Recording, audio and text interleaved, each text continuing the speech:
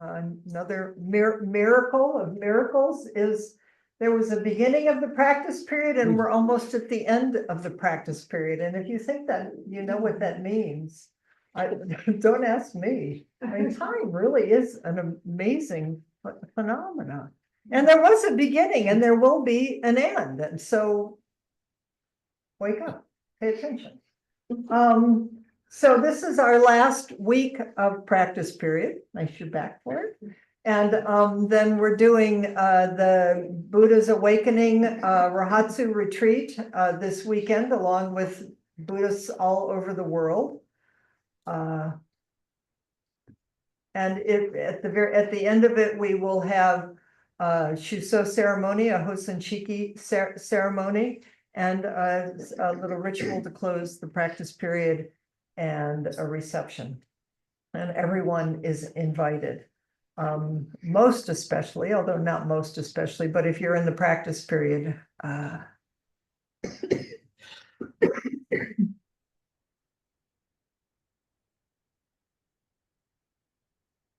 Amazing. We've been doing, you've been talking to your practice period partners, and there's been teas, and we've been coming here, and there's something about all coming together, so kind of circling around to acknowledge the power of our shared lives and our shared practice, and at this time in the world, and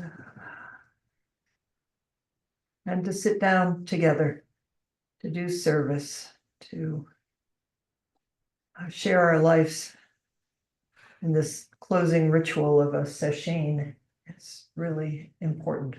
So in whatever way you can be there, if you can be there, and especially for the ending ceremony, if that's what your life allows, please. So just a couple of, wrote myself some notes, there they are. If you're in the practice period and you really can't come to the ceremony, the Shuso ceremony, you could send a question, your question to our Shuso, Gretchen. You could email it to her, or you could ask a good friend who's also in the practice period to ask the question for you. Questions are the way it's described as poetic and not discursive, and as in, and then this happened, and then what would you do if that, and then what do you think about, or just I don't know, what's a poetic, I don't know, like if you really sit with what's the Dharma question that you're sitting with in your life, what's alive in you right now, what's been alive in this practice period. And this isn't Gretchen you're asking the Buddha, for goodness sakes. It's like, what would you ask? We think it's all about the Shuso. It's like, this is an exchange. This is intimate. What wants to be asked through you for everybody? Okay. Next week, for the final 2 weeks of this year, we're going to be looking at Zen forms as community building, as the ground of what everybody does something together. You have family rituals. You probably don't even know that old Uncle Fred and Aunt Helen are part of the ritual. You're enacting them without even knowing them. So we are enacting an ancestral practice that has been passed to us, not because they're forms that we should do because they're the right thing or they're whatever cool or whatever you think they are, is the whole purpose is intimacy. All these strange rituals that we do is to become more close and intimate with ourselves and with each other and the world. So we'll do that next week. Amazing, because the practice period will be ended, and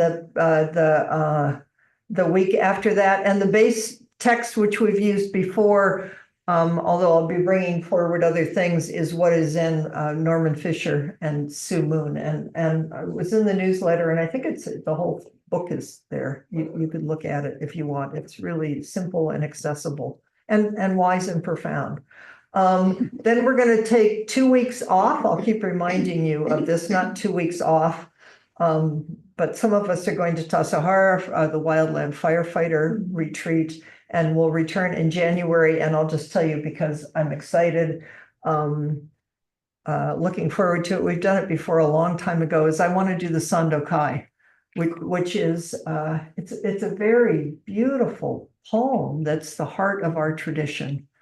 And it does seem to me that we're probably heading into I mean, who knows? New Year will be amazing, but it will also be difficult. And it's such wise, grounded, practical, poetic, beautiful teachings. So branching streams flow on in the dark is the main text.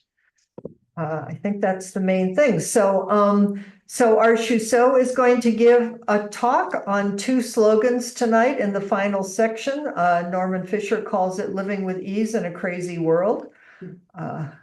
And then I'm going to do a short commentary on 2. And then we'll hand it to you guys and we'll see where we are. Sound okay? Mm-hmm. Okay. Did we do the before lecture chant? Yes. We did. Wow, I am so clever. Okay. Go, Shuso. Okay. Thank you.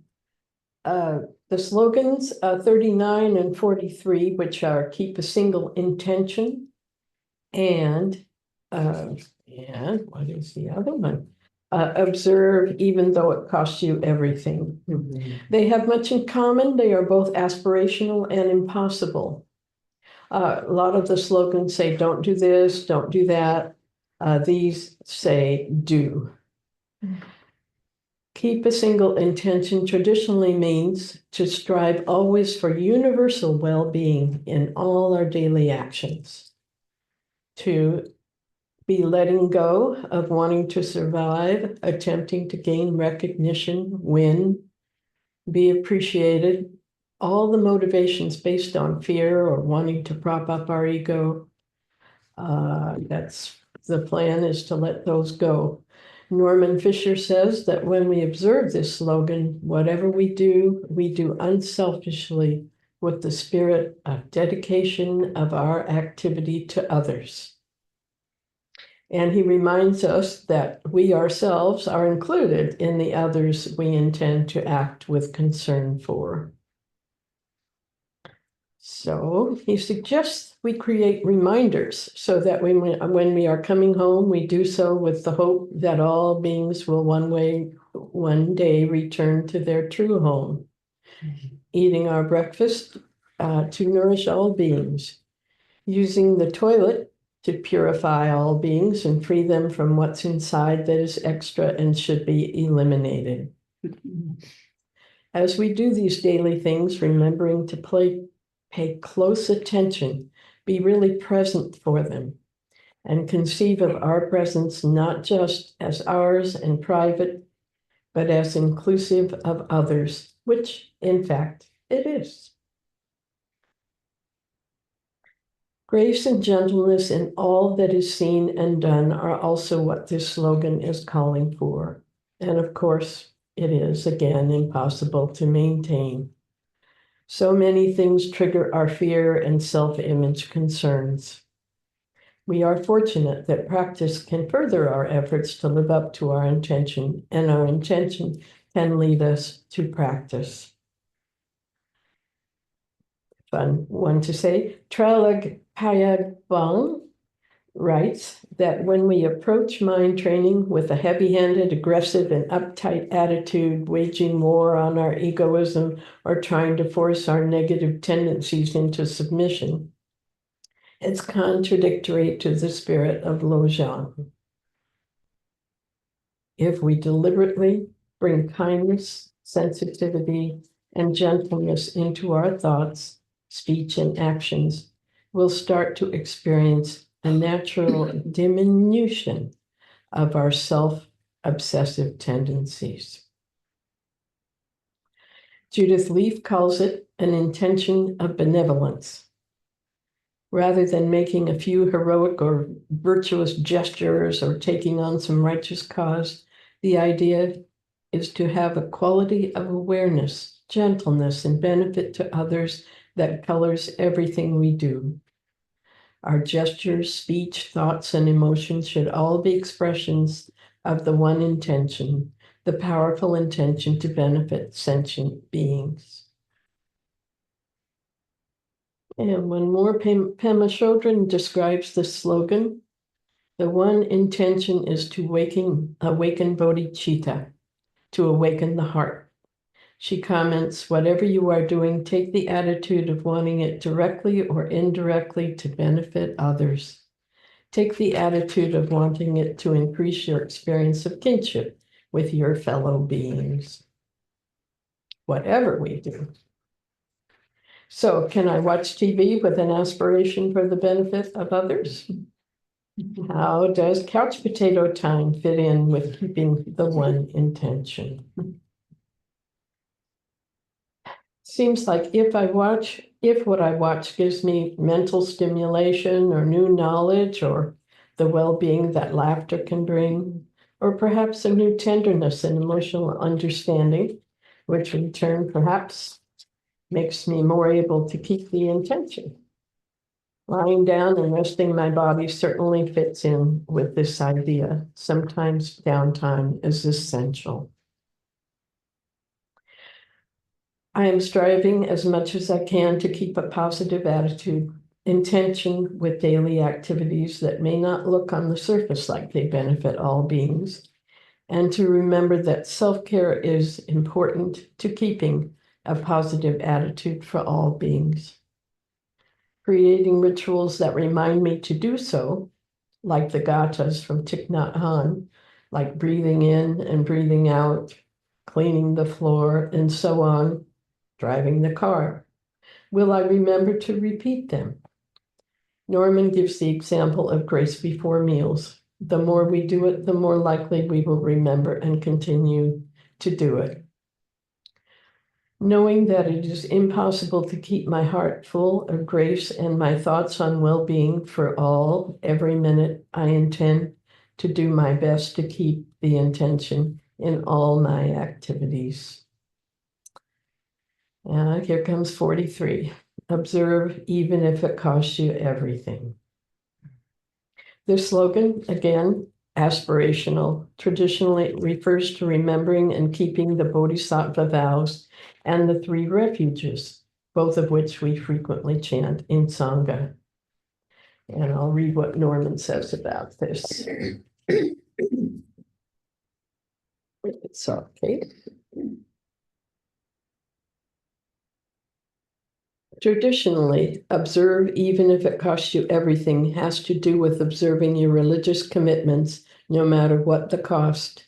That is, keeping Buddhist or other religious vows that you have taken. In Zen, we have such vows. The 3 refuges, which are common to all schools of Buddhism, are taking refuge in Buddha as your teacher, Dharma as your teaching, and Sangha as your community. In the widest sense, which is how we understand them in Zen, this means committing yourself to the possibility of spiritual awakening, to the path of awakening, and to the community of all beings within which your awakening unfolds. The 3 refuges are one set of vows. In Zen, we also commit ourselves to another set of vows called the 4 Bodhisattva vows. These commit us to the necessarily impossible tasks of saving all beings, overcoming all delusions, mastering all positive practices, and becoming the practice through and through. All very lofty and idealistic commitments indeed, and yet they define the horizon of what's possible and what we aspire to in the most noble and uplifting version of our lives. This slogan reminds us of them and urges us to keep them no matter what. He goes on, but for our purposes, we can think of the word observe in a more open sense as simply to pay attention. All vows are included in this one commitment: to be committed to paying attention to our lives, to being honest about what is going on, and unflinchingly realistic about how we are behaving and thinking. The heart of mind training is here. Don't go to sleep, don't deny, don't make excuses, don't blame anyone, don't wish for something else. Live your life with your eyes and heart wide open, no matter what. Another way to say it, Judith Leaf says, to place everything you do in the context of these two simple but profound underpinnings of the Dharma: working on oneself and helping others. And the children says on her compassion card, to take refuge, the refuge vows, to take refuge in what is not based on ego gratification, but on the open, unbiased nature of the Buddha, the Dharma, and the Sangha. Bodhisattva vows to use your life to awaken in order to help all beings to do the same. At one point, some years ago, I wrote my own version of the refuges. I take refuge in Buddha, with and for all beings, divine, endless, boundless energy. I take refuge in Dharma, with and for all beings, unfolding wisdom, truth beyond words. I take refuge in Sangha, with and for all beings, known in compassion and love. To which I added, I vow to live with energy, whole heart, curiosity, and awe. I typed it all up and placed the page on my refrigerator, where it remains today. I also make it my practice to remind myself of the 3 refuges when putting on my 3 bracelets in the morning. There they are on my hand. The Bodhisattva vows are, of course, also impossible. Beings are numberless, I vow to save them. Delusions are inexhaustible, I vow to end them. Dharma gates are boundless, I vow to enter them. Buddha's way is unsurpassable, I vow to become it. What is saving all beings? I had a friend who took exception to this. She thought it was like the Christian kind of saving. But, and the more I thought about it, I thought, well, there's something in common there. Then the next, about those inexhaustible delusions, thinking that we have a separate self, that our bodies and egos will not die, are just the start of them. When I hear the words about the Dharma gates, a view of the gate at the entrance to Tassajara from below often comes to mind. And how do we begin to become Buddha's unsurpassable way? The same way as to get to Carnegie Hall in the old joke. Practice, practice, practice. The slogan says to observe even if it costs you everything. I wonder what observing these views can cost us. Everything? Anything? Certainly, I cannot easily go back to conventional thinking of the what's in it for me variety. Can't start saying how awful others are and how things I don't like are all their fault or all my fault and how terrible everything is for long, without remembering that I have vowed to use my life to awaken in order to help all beings to do the same.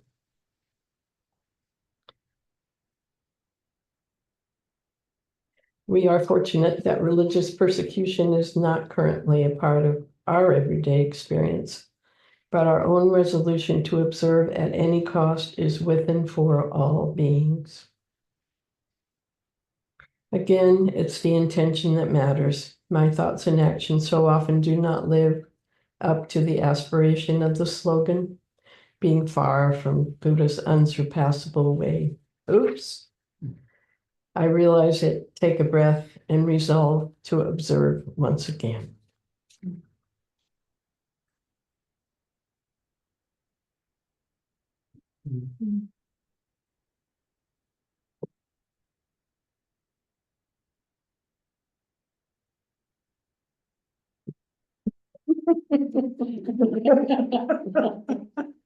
Well, thank you, so.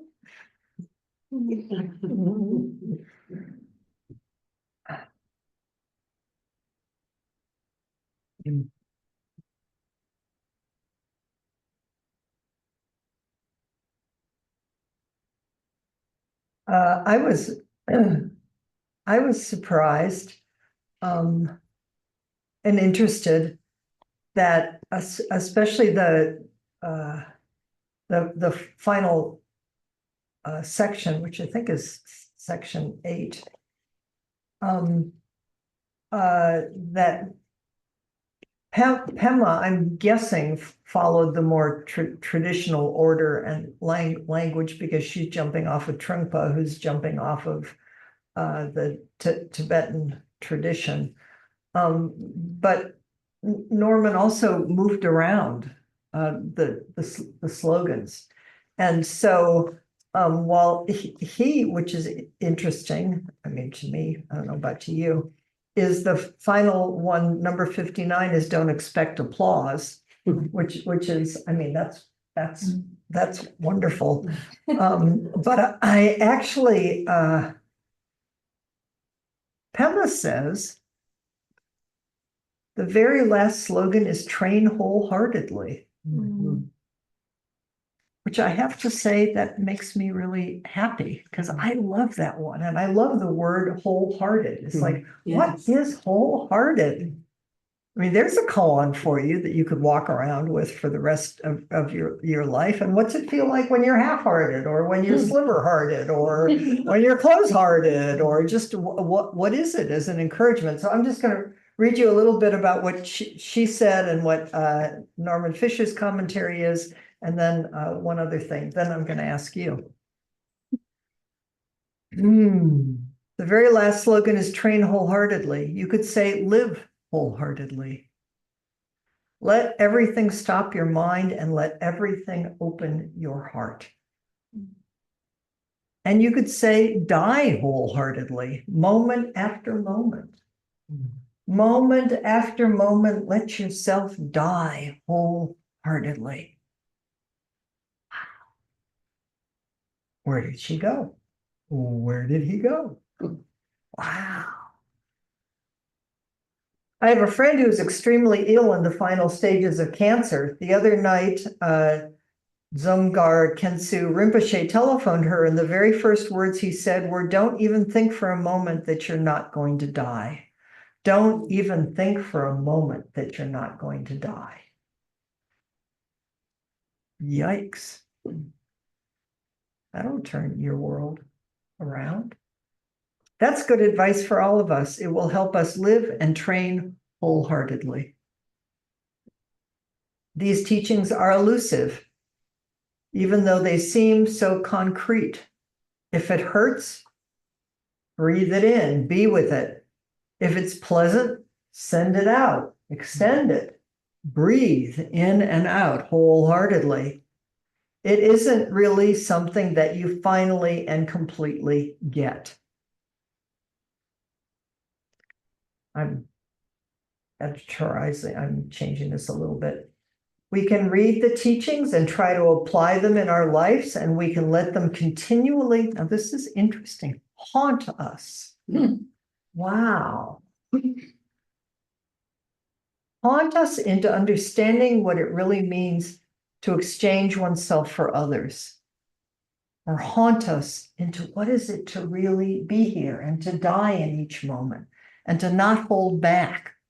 Dogen says, don't hold back your life. Whoa. To let it haunt you and to let it echo in your heart and your cells and your bones. What is it? What does that really mean? What does it mean to be a child of illusion? What does it mean to drive all blames into oneself or to be grateful to everyone? What is bodhicitta anyway? Trying to speak these teachings to you is, Pema says, for me, a chance to digest them further, which is what we've been doing, digesting them. And they will continue, I trust, to haunt you and digest you and wake us up forever. Just when we're going into self-centeredness and resentment and whatever it is that we think we're going into, these little things will say, excuse me. The little Buddha here says, excuse me, how is it you really want to live? What are we doing here? May you practice these teachings and take them to heart. May you make them your own and spread them to others. Amen, sister. And just commentary from Norman Fisher. Train wholeheartedly, openly, and constantly.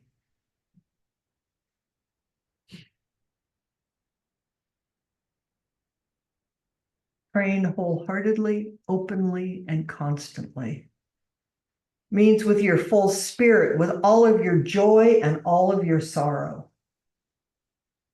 The more you do this, there's more joy. This does not make sense. And we feel the sorrow more deeply, the sorrow of the world. With all of your passion, leaving nothing out. Train openly means without hiding or favoring anything. Ooh, what is it? Transparency and intimacy. What are you hiding from yourself? What is it you're not telling yourself? What is it you're hiding from an intimate other because of some old ancient twisted karma that you learned in your family system that you could just say, blah, blah, blah, blah, blah, and the other person would look at you and think, well, that's no big deal. You've been holding it your whole life, you know? We're such funny little beings. Recalling that there's absolutely nothing to be ashamed of, nothing to hide, that everything in you can be brought forth at the proper time, and all of it is not only worthwhile, it is a necessary part of the picture.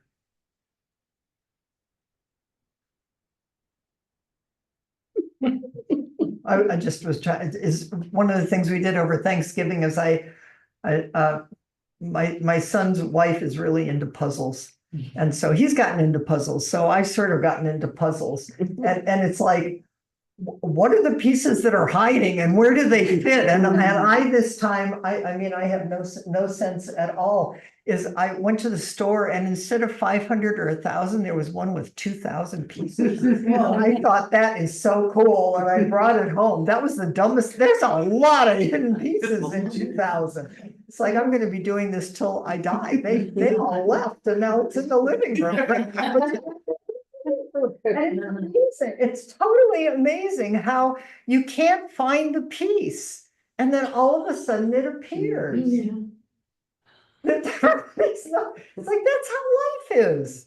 You can't map. I mean, you know, you can look at the picture all you want, but in the end, you really are just reaching in the dark, and it comes forward. Train constantly means all the time. Awake or asleep in an energetic or a lethargic mood. Couch potato. What is a waking up couch potato going to sleep on the couch? When resting or having fun or being in a pickle, no matter what is going on, it is all in service of mind and heart training. Talk about a pass to just live your life wholeheartedly. You don't have to, I mean, whatever's hiding in the dark is there's a gift there. It's rich and full and beautiful and may cause some sorrow to yourself, or it's causing you sorrow because you've been hiding it from yourself or others. And then I have one other little thing, and then we're going to ask you if I can find it. Where did I put it? Because this will lead us into next week. Just getting ahead of ourselves. Is you know me well enough, I think, to know that I love Google. So I Googled wholehearted to see what came up, because I always want to see what's out there and what somebody else. Anyway, there's a whole book now on wholehearted by he runs the New York Zen Center, which would be lovely to read, but I don't have that. But what I did find was from the Brooklyn Zen Center. The Brooklyn Zen Center is a rather extraordinary place. They do a lot of diversity and equity work. They really I have a lot of respect for what they do. And Sarah Emerson was one of my co-leaders when we did the racial and social justice group. She and Charlie are there. So this is a section called The Practice of Wholehearted Activity. So I'm just going to read you a little bit and then we'll send you off. From Zen's inception in China, wholehearted presence in activity has always been considered integral to our practice. Habits of mind are clarified when the body is still in meditation, as well as when the body intends towards this very same presence in daily activity. Both stillness and activity are required to see clearly what hinders our liberation from the mental habits causing us unnecessary suffering. Both stillness and activity. Brooklyn Zen Center provides not only a place for practicing meditation and studying Buddhist teachers, but a community-supported opportunity to encourage in your own life a continuity of presence in activity. Which we don't have a place, but we set up the room, we take down the room, we bow to each other. We do long retreats. We go to Tassajara. Then you go home, and your home is the temple, and then you come here. And this is not practice for something else. This is wholehearted activity in everything.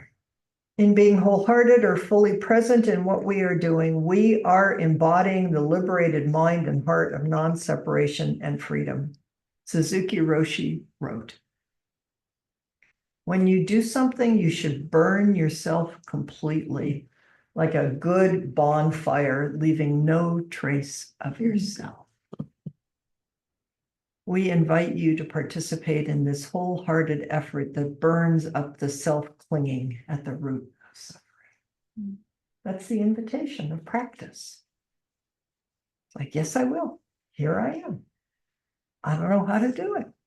Look at the Shusung. She doesn't know what she's doing. I don't know what I'm doing. And here we are. You don't know what you're doing. You don't know. I mean, well, maybe you know a little bit about it. But the minute you know something, then you don't know the next moment. Because the minute you think you know it, you're going to miss the moment. And I mean, please know what you know. Be wise, smart, compassionate human beings, and just moment after moment, just give yourself. Don't know. Wow. Which is awakening to compassion and resilience. Living it, practicing it. Okay. So now it's your turn.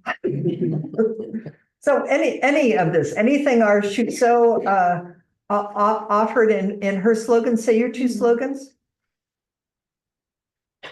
Keep a single intention and keep a single intention. Keep a single intention, which is that well-being, universal well-being, and observe even if it costs you everything. And what is traditionally observed are the Bodhisattva vows and the 3 refuges. I'm going to distract everybody, but those things that you wrote and you put on the refrigerator, will you send them to me and we can put them in the newsletter? Those were great. We'll put them on our refrigerator. So those 2 slogans, or train wholeheartedly. What is wholehearted? So any of those, you can just let's find somebody you don't usually talk to. I'm going to put you in groups of 3. What did any of this awaken in all of you? Okay. And you don't have to know what you're talking about. Please just start and then keep going. Are we doing 3s? Yeah, do 3. And you're going to have a little less than 15 minutes, okay? I'm not going to put you guys. I'm here.